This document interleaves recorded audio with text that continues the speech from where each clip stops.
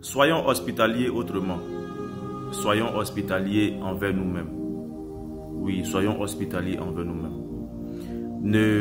Ne donnons plus la chance à l'étranger de se sentir à l'aise chez nous. Parce qu'aujourd'hui, tout ce qu'on voit là, c'est parti de l'hospitalité, de la grande hospitalité dont on a toujours fait preuve. On a toujours placé l'étranger au devant de tout. On a toujours donné le privilège aux étrangers. Parce que nous avons estimé que nos frères n'étaient pas dignes de confiance. Nous avons estimé que nos frères n'étaient pas capables de nous apporter leur soutien. Et donc, il faut aimer, il faut donner la chance, il faut aider l'étranger à s'installer, à s'intégrer. Aujourd'hui, l'intégration de l'étranger est en train de nous porter préjudice. Oui, aujourd'hui, l'intégration de l'étranger est en train de nous porter préjudice. Au point où nous ne sommes plus, nous ne savons plus où nous en sommes. Essayons d'être hospitaliers autrement. Essayons de retourner cette hospitalité envers nous-mêmes, envers nos confrères ivoiriens. Nous allons voir l'importance de cette hospitalité. Parce que vous-même, vous voyez, je ne suis pas en train de divaguer ou encore de raconter du n'importe quoi. Voilà. Les étrangers sont en train de nous mener la vie dure dans nous-mêmes, notre pays. Comme M. Assalé Tiemoko pouvait le dire, quelle est la place de l'Ivoirien dans son pays? Derrière tous ces bétons-là, quelle est la place de l'Ivoirien dans son pays?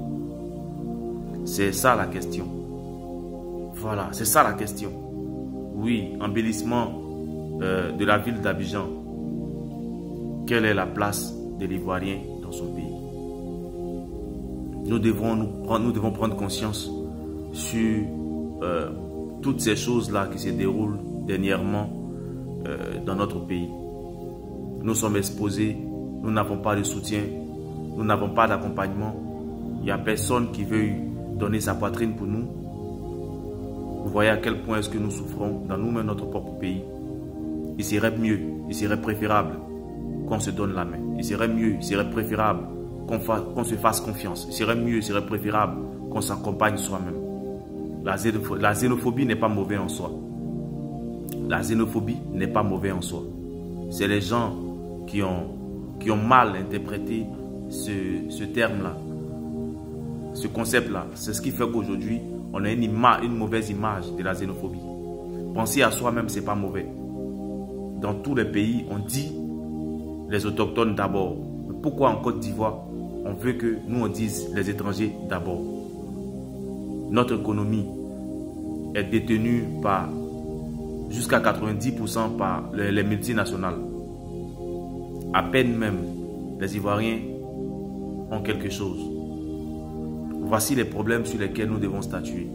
Voici les problèmes sur lesquels nous devons discuter.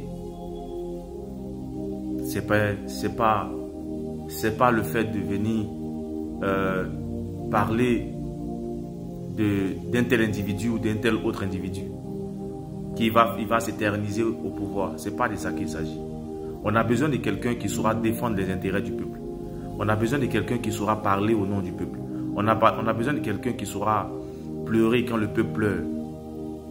C'est de ça qu'il s'agit. Depuis qu'on peut être dans sa propre maison et puis être malheureux ainsi?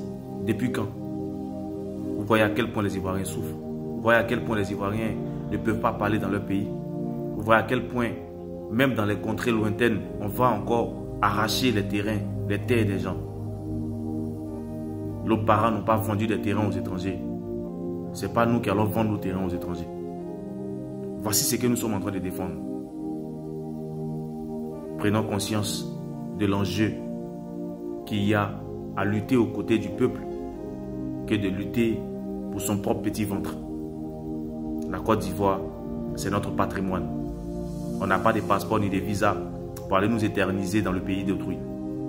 Le seul pays qui nous reste, c'est notre pays, la Côte d'Ivoire. Alors battons-nous, levons-nous comme un seul homme pour défendre notre pays. Vive la paix en Côte d'Ivoire.